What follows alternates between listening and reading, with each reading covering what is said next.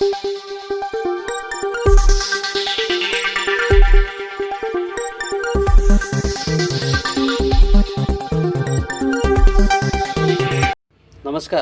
Asian news चॅनलमध्ये आपले स्वागत आहे। संपूर्ण राज्यभर गाजत असलेल्या अशोक खरात प्रकरणाने नाशिकचे नाव चर्चेत आले। अशोक खरात प्रकरण संपत नाही तोच सातपूर येथील रवींद्र एरंडे यांच्या अश्लील व्हिडिओ संदर्भातील प्रकरण ताजे असतानाच नाशिकमध्ये पुन्हा असाच एक धक्कादायक प्रकार घडल्याने संपूर्ण नाशिकसह उत्तर महाराष्ट्रामध्ये खळबळ उडाली आहे। या संदर्भातील सविस्तर वृत्त असे।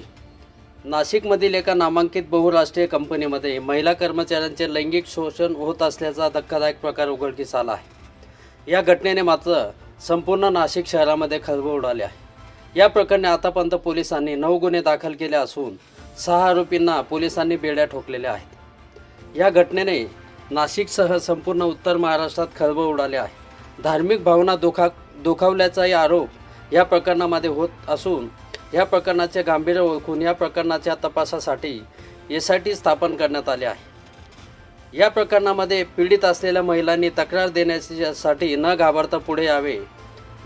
संबंधित महिलांची नावे गोपनीय ठेवली जातील असे आवाहन पोलिसांनी केले आहे। दरम्यान एका नामांकित बहुराष्ट्रीय कंपनीमध्ये महिला कर्मचाऱ्यांचे लैंगिक शोषण होत असल्याच्या या धक्कादायक प्रकाराने मात्र संपूर्ण नाशिकमध्ये खळबळ उडाली आहे। एशियन न्यूजसाठी प्रतिनिधी नाशिक। धन्यवाद। नाशिक येथील नामांकित बहुराष्ट्रीय कंपनीमध्ये महिलांचा विनयभंग, लैंगिक व मानसिक अत्याचार तसेच धार्मिक भावना दुखवल्या प्रकरणी 9 गुन्हे दाखल। नाशिक शहरातील एका नामांकित बहुराष्ट्रीय कंपनीत कार्यरत असलेल्या महिलांवर कंपनीतील काही पुरुष कर्मचाऱ्यांकडून विनयभंग, मानसिक छळ, लैंगिक अत्याचार तसेच धार्मिक भावना दुखवल्याचे गंभीर प्रकार उघडकीस आला आहे। सदर प्रकरणी आतापर्यंत एकूण 9 गुन्हे दाखल करण्यात आले असून 6 आरोपींना अटक करण्यात आली आहे। सदर गुन्ह्याची व्याप्ती, गांभीर्य आणि संवेदनशीलता लक्षात घेता या प्रकरणाचा सखोल तपास करण्यासाठी माननीय पोलीस आयुक्त नाशिक शहर यांच्या आदेशान्वये सहाय्यक पोलीस आयुक्त गुन्हे यांच्या अधिपत्याखाली विशेष तपास पथक SIT गठीत करण्यात आली आहे। यापुढे अशा प्रकारच्या घटना घडू नयेत यासाठी सर्व खासगी आस्थापनांनी आपल्या कार्यस्थळी महिलांच्या सुरक्षिततेसंदर्भात आवश्यक ती खबरदारी आणि प्रतिबंधात्मक उपाययोजना कराव्यात।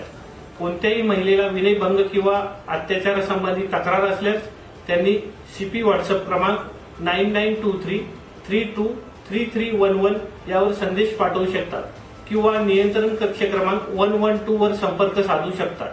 तक्रारदार महिला, संस्था किंवा माहिती देणाऱ्या व्यक्तीची ओळख गोपनीय ठेवण्यात येईल असे आवाहन माननीय श्री संदीप कर्णिक पोलीस आयुक्त नाशिक शहर यांच्या वतीने करण्यात येत आहे। धन्यवाद।